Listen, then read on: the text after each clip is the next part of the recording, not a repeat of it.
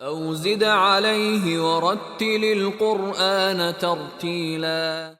Bismillahir Rahmanir Rahim. Welcome to Practical Tajweed for each letter. In our previous episodes, we covered other letters. Today, let us begin with letter Daal. Ad. So we will use this sukun position because all the qualities stand out. We will look at the position, i.e. the point of articulation. We will look at the sound, air, any other unique qualities, full mouth, empty mouth quality, and what are the common mistakes. So letter Dal, ad, qul huwa Allahu ahad, ad. So letter Dal is coming from the front of the tongue, ad.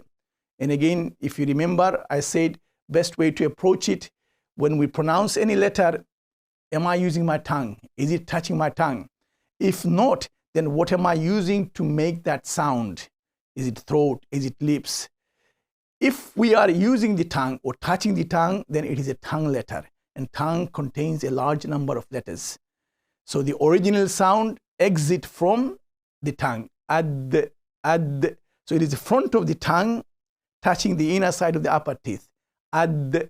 قُلْ هُوَ اللَّهُ أَحَدٌ, ad. Then if we look at the sound, and we will follow this order, the sound, what do we do with the sound? We said before that either we flow the sound, or we trap the sound, or we bounce the sound. If we bounce the sound, first we trap it, and then we bounce it out. So when we say ad, you can see ad, we are bouncing the sound. So therefore it is qalqala, bouncing sound. And naturally with the bouncing sound, first we trap it and then we bounce it out. So therefore overall it contains two qualities from sound perspective. But generally speaking, people would say Dal is a qalqala letter, bouncing letter, ad. Then if we look at the breath or the air, what do you do with the air? Do we flow it, or we trap it?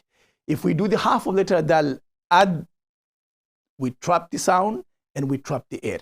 And it's very important to separate between the sound and the air. Then we can clearly see what we're doing with the pronunciation of the letter. So we trap the sound, we trap the air, and then ad, we bounce out the sound, but we trapped the air. Naturally, when you open up the mouth, some air comes out, 5%, 10%. We are looking at 80-90% of the air. Is there a flow, or we trap the air? So therefore, we trap the air.